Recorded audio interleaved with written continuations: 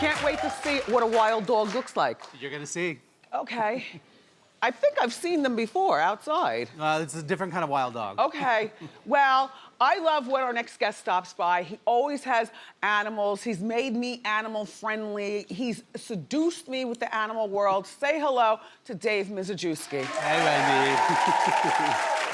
I love your fashion, as always, and everybody in the audience wearing your animal, faux fur prints. I like to see that. Yes, yes.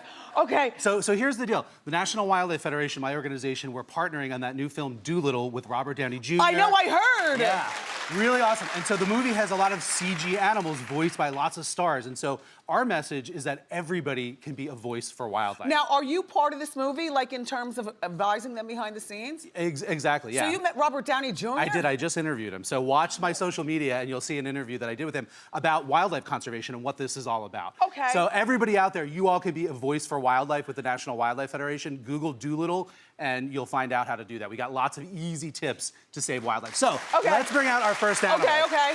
So our first animal is gonna have a little bit of a dramatic entrance. Oh gosh. So away we go. In. Yeah. So this is a hyacinth macaw. This is a South American parrot species. You can come closer, it's safe. You guys actually kind of match today almost. Hey girl. So all of the animals I'm gonna bring about have different ways of communicating, just like the animal characters in the film. So parrots, if anybody else has ever owned a pet parrot, you know they communicate with their voice. They could be super loud. This is a species that also is declining rapidly in the wild.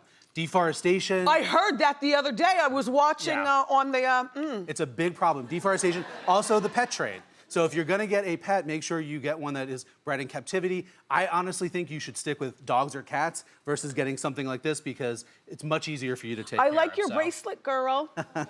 So this hyacinth macaw is from the National Aviary in Pittsburgh. You can go visit them. Really great conservation work that these guys are doing. And she's just eating nuts and snacks. So is that a boy or a girl, though? This is a girl.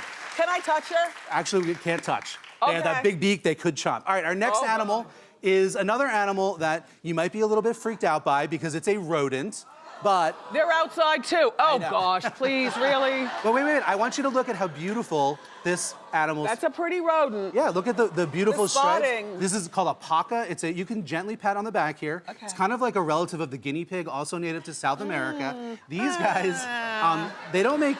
Now look at here, rat face. Yeah, let's see. Where's your tail? They don't have a tail, they don't have a tail. They actually communicate, they make little grunting noises, and they communicate with scent, so they leave urine trails in the wild, not on you. And so not all animals communicate with their voice, but they use their other senses. And so this cute little paca is just doing its thing out in nature. This is a full-grown adult, and they live probably 5 to 10 years in the wild. Would you advise somebody to get one of those for their kids? These are not pets. And by the way, I have this on a leash. This is for safety of the animal. This is not an animal that should be a pet. This is an animal that lives in a zoo with proper care, like all the animals that I'm bringing on today. I always look at your hands when you come here because you never have bite marks. Well, because again, I know what I'm doing and I've handled animals. This next one though might actually give me a scratch. Oh gosh. Really cool lizard species. So this is called it's really pretty though. It's called a prehensile-tailed skink. Touch that tail. I will. And it'll curl around you a little bit. Oh no. So they use that tail as a fifth limb. Let's see if we can see, if it sticks its tongue out, that's how this animal communicates. It's one of the only social lizards out there. Most lizards, they live solitary lives. This species lives in family groups. You can pat, yep. It's not slimy, right? Cold, not slimy. Yeah. So this is really neat. They communicate by smell. They smell each other. They can identify their family members. The mothers take care of the babies. Really neat. By the way, this species is from Australia. Yeah? This is, everyone's heard about the Australian fires. Oh my gosh, the fires have killed so many animals. Yeah, so the climate change is fueling that. These animals are burning up, as well as all the koalas and everything else.